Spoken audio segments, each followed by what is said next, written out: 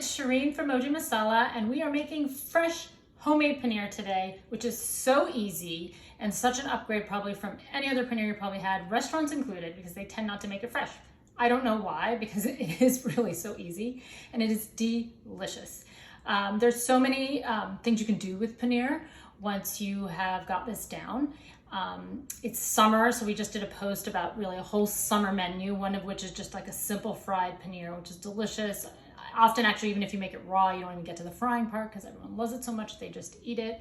We have a wonderful traditional dish in Kashmiri culture called taman, which is a lightly fried paneer and a wonderful tomato sauce. And of course, you've had paneer many ways, probably at restaurants or perhaps in other people's homes, often done with spinach or other vegetables. It's really versatile. It's really delicious. And if you are vegetarian but not vegan and you've been using tofu as a substitute, this is just way more. There's just a lot more flavor, and the texture is slightly better than tofu. If you're vegan, tofu is still great. Not trying to, and I even just love like a marinated plain fried tofu. But this, I just really feel like should be part of your repertoire because I think there's just gonna be so much you can do with it, and it's so satisfying. And all you need here to do this is some milk, pinch of salt, and some kind of lemon juice or vinegar. Today I'm using lemon juice. And this is sort of the only tricky part, if there is a tricky part, is you want to use just enough of the acid to separate the curd in the whey, I guess you could say. So, but if you use too much, it could actually curdle on you. So that's a trick. So I've taken the time to measure it. I think we've got it down. And as soon as the water separates, you're gonna wanna take the pot of milk that boils off heat. So that's really the only tricky part. After that, you're just going to strain it in a strainer with a cheesecloth, which I've double layered here. You can get these kind of online easily. Any kind of kitchen store usually has them. I take one cloth, cut it in half, and I can still double layer it so I get sort of 2 uses out of it. And that's it. So we're gonna line our cheesecloth and keep it in the sink so it's ready to go because you want to strain it right away. So I'm going to do that. And you probably want to clear your sink, which I did not do. Make sure that's...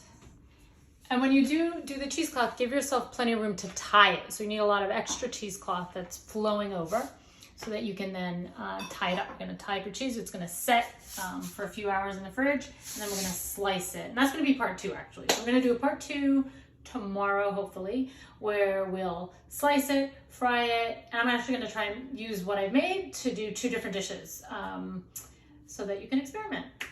All right, so I've almost boiled the milk here just to save some time, but you might have to watch it boil a little bit. How much milk? So this is a half gallon of milk, which isn't going to produce nearly as much as you would think. And actually, to do a traditional sort of like Kashmiri paneer, for example, we'd use a whole gallon of milk. When you boil your milk, make sure you use a pot that's deep. I could have probably gone deeper here, but I didn't have that handy today because milk, once it starts boiling, I'm sure you've experienced this, it rises very quickly and it's so easy to overflow, which is like so annoying to clean up actually. And then your whole proportions will be a little off. Not let that happen. I hope it doesn't happen to me because I wish I had a bigger pot today. So what we're gonna do is we're gonna let this boil, and as soon as it boils, we're gonna start. I've measured here 5 tablespoons of lemon juice to go with a half gallon of milk. And so I'm gonna pour it slowly, and you're gonna see what happens. There's gonna be a very obvious point where it really separates, and that's the point you wanna take it off heat and stop adding the acid, basically. So JD, I'm gonna have you, if you don't mind, if you could put it up top again, just so they could start to watch the whole thing, and they might have to watch a minute or so where it's just kind of boiling up here. So this is, I love this. This is a treat. You know, when I was growing up, this was really the kind of thing, this dish, my mom really made it mostly on special occasions. But as I've gotten sort of older, I've just realized how easy it is, how nice it is to kind of even just have a ball of the raw cheese around Kids love it. My daughter loves it. She'll eat it by the slice. Lightly fried is great. I put a pinch of salt in here so you get a nice slightly salty flavor, so you really don't even have to add anything. Even if you do cook it in a curry later on, if you make it braise out of it, the full saltiness won't necessarily penetrate into the fried paneer. So I always like to add a touch of salt at this stage, which is great. So we're getting there. I don't know if you can hear it or see these bubbles here, but we're getting here.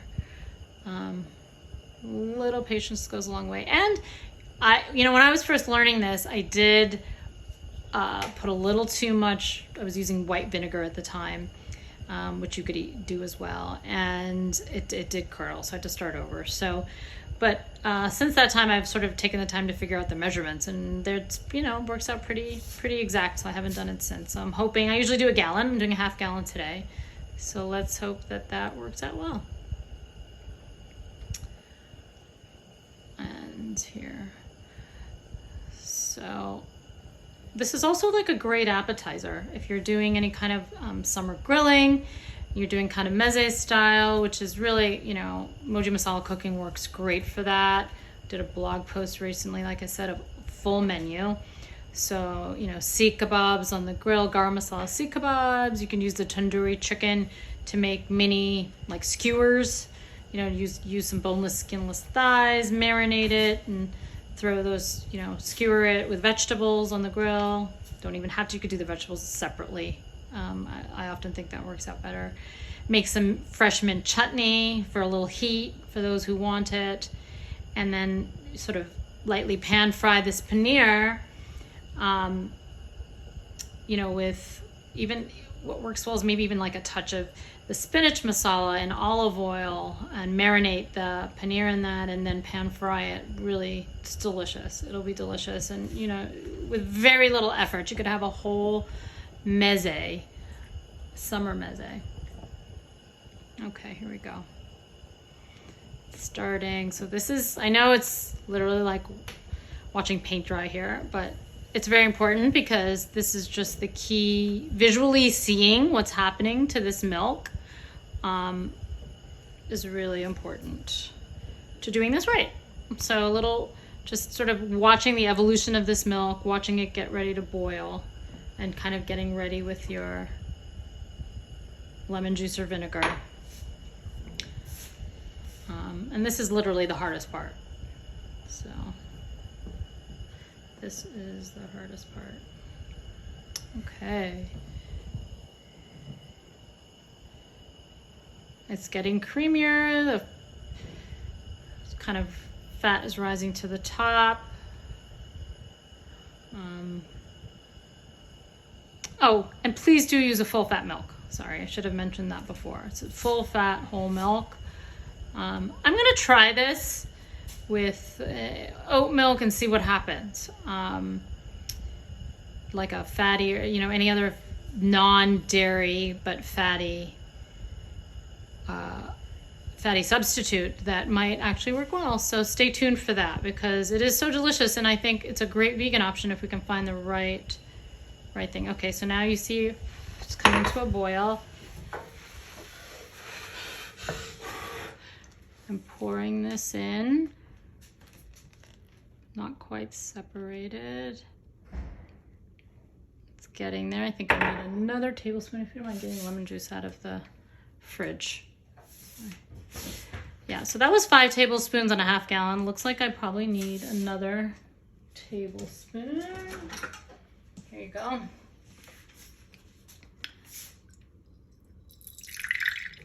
Turn the heat back on. That's good.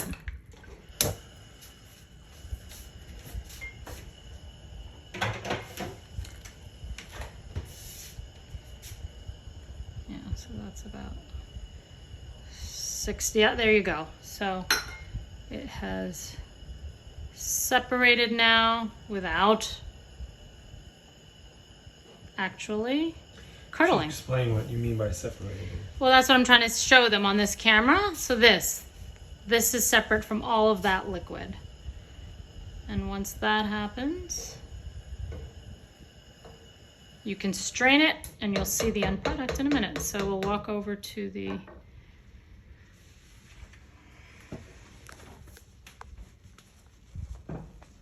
yeah. Can they see that separation, JD, here? Careful, it's really hot. Well, we'll see it when we pour it in. You want to come show this?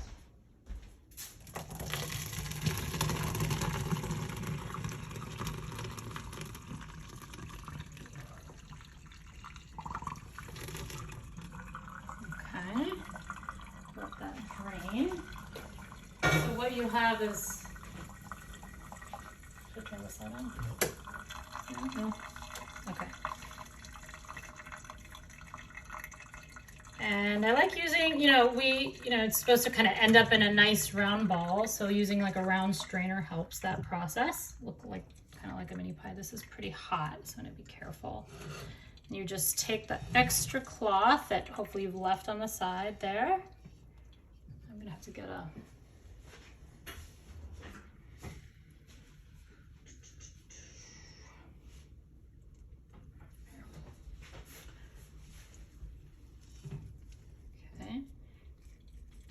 and then you just, so like I said, and there you have a big ball of cheese.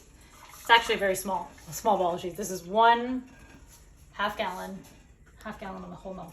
So as you can see, a gallon is probably the right amount, which we normally use.